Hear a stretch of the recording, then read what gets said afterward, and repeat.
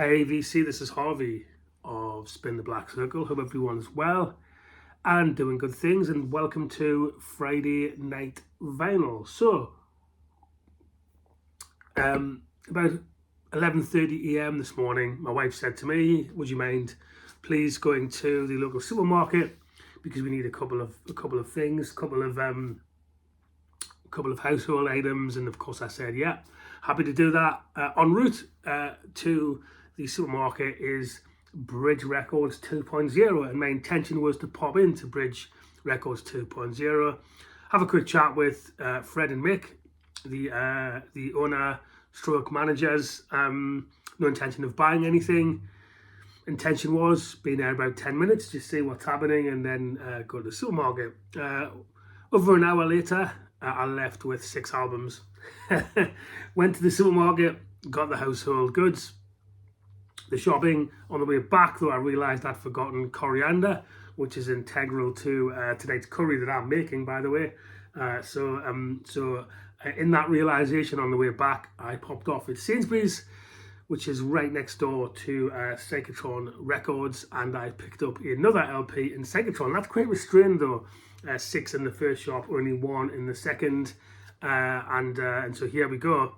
More records than than shopping items is what I actually returned with. But let's get stuck into these 7 LPs, all of which I'm really chuffed to have picked up. So the first is the 1981 album Heaven Up Here by Echo and the Bunnymen.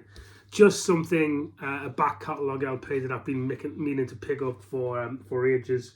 It's an original European pressing on Corova Records. Looks in really good condition. Is it the best Echo and the Bunnymen LP? I would probably say Ocean Rain is, but this is a really good LP. All analog, 1981 cut. So really look forward to playing what is an excellent Echo and the Bunnymen LP. Second one, now Bridge Records has just recently got a massive intake of 90s and noughties indie rock LPs, like a really big collection. There's a copy of In Utero by Nirvana, original pressing, for £200 odd on the shelf. Beck's Midnight Vultures is there for £500. LPs by the Go-Betweens, for example, just a really good LP selection. And I picked up an LP from that set that I've been meaning to get for a while now, and that is the 2004 LP Good News for People Who Love Bad News by Modest Mouse. So this is a reissue of their 2004 album. I think it's a US pressing, but if you don't know Modest Mouse, it's kind of burnished indie country rock. I would say if you like Wilco, if you like R.E.M., if you like US college rock generally, there's some real substance to Modest Mouse, and this was I think a double platinum LP in the US, so they mean a lot more, I guess, to US VC members than they will in the UK. Mick and Fred at Bridge hadn't heard of Modest Mouse even, and they're pretty knowledgeable.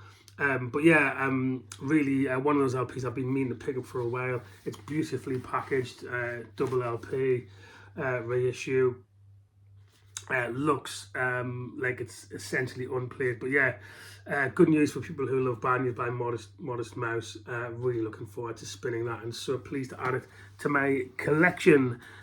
Next up is a real find for the price of £10 in Bridge Records. Was an original UK first pressing of In Blissful Company by Quintessence. So UK prog rock from this band from Notting Hill, and beautiful pressing, because look at this, it's an original UK pink label in, I would say, VG plus condition, heavy duty Island pink label LP. This also has the full booklet of that LP in the center. I'll be careful here in case it falls there, because it's obviously 57 years old or something, this LP, but it's got the full booklet. So yeah, what a find for £10. I played some of it in the shop. Mick said, "Look, do you want to hear some of it?" And we put it on, and it's definitely VG plus from what I heard. So yeah, I'll show it again. Gorgeous pink label LP for £10 of this excellent UK prog original by Quintessence. So I would say that has to be find of the day. Certainly in terms of value anyway, that's find of the day. So thank you very much to Fred and Mick for selling these things at a reasonable price. The cover's a bit battered, but there are no rips or massive tears in it. So what more can you ask? Given that the LP is in great condition.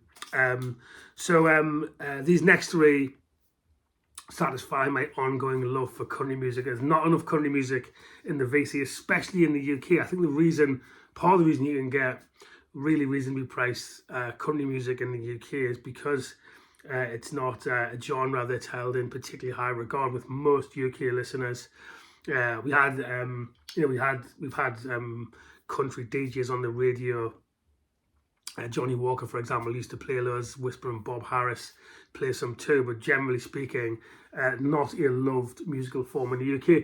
Probably really unfairly associated with redneck way of thinking and kind of this honky tonk or kind of country and western 10-gallon hat wearing way of living that's in some way inferior to being British, which I entirely reject, by the way.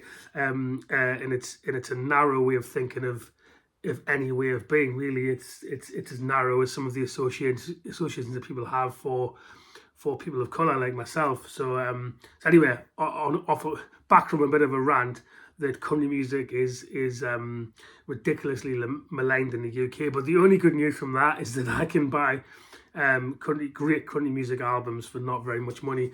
And one such item is Little Love Affairs by Nancy Griffith. I'm slowly building a collection of great Nancy Griffith LPs. She sadly passed away a good number of years ago, but what a singer-songwriter she is. And this is a 1988, or was it 1986? Yeah, 1988 LP on MCA Records. Sorry about the glare, but yeah, Little Love Affairs by Nancy Griffiths. Little Love Affairs from 1988 for £5. This is what I mean. And then the next two, one of my favourite country music artists ever is Emmylou Harris. I think she's a legend. I went to see her in Birmingham 2 months ago at the town hall here on her farewell tour, and she had a band that was really redolent of the hot band. One of the best gigs I've been to for the last few years, and considering I think she's 79 now, maybe even turned 80, she was just amazing. I don't mean in a kind of, oh, isn't that great? She can still get on stage. It was like watching someone in the 50s in terms of our voice, our vitality. Billy is a acoustic guitarist too. She's really great. So two LPs again for not much money in Bridge Records. First is the LP 13. 1980s LP. I think the 80s Emmylou Harris, she kind of dipped in terms of popularity. The hot band were no more, and so she was solo. But actually, I haven't heard a bad Emmylou Harris LP, and I'm pretty sure 13 is no exception. And the second one I picked up, which is also from the 80s, is Bluebird. So this is before she had her massive resurgence and comeback with Daniel Lamore in the production chair on Wrecking Ball. So a couple of years before that, but yeah, really, really great stuff. Yeah, I'm a bit of an Emmylou completist, to be honest, so I think I'll keep going with that. And then the Coriander LP, the final LP that I got hold of, continues my obsession with all things Blue Note, and particularly Hank Mobley. I've got 6 or 7. This was my 7th, maybe my 6th Hank Mobley LP now. Now this is on the DMM 1980s reissue via Blue Note Manhattan Records, and this is high voltage. And what a stellar cast on this. You have Blue Mitchell on trumpet, Jackie McLean on alto sax, obviously Mobley, John Hicks on piano. What an amazing... I should feature actually a John Hicks solo LP, Japanese release. I'll feature that in my next video because John Hicks is amazing. Bob Cranshaw on bass, obviously very famous, and Billy Higgins, what a drummer.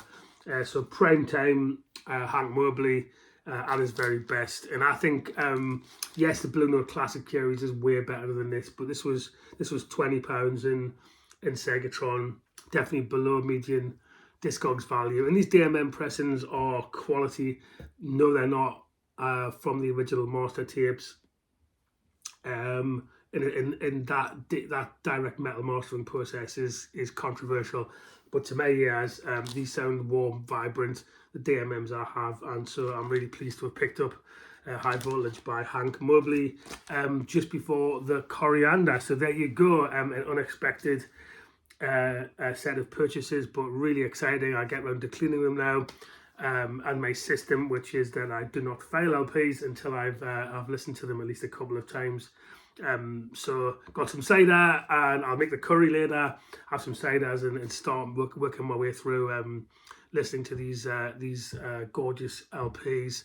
So there you go. I'll be doing a walk in the groove over the next couple of days, and what I'm also going to do is the 1980s tag, because I'm an 80s boy. That was the decade when music really grasped me. Even if it's not now, my favourite decade for music. So I'm quite excited about doing the 80s tag. I'll get around to doing that in the next couple of weeks too. Until then, hope everyone has a good rest of weekend and peace.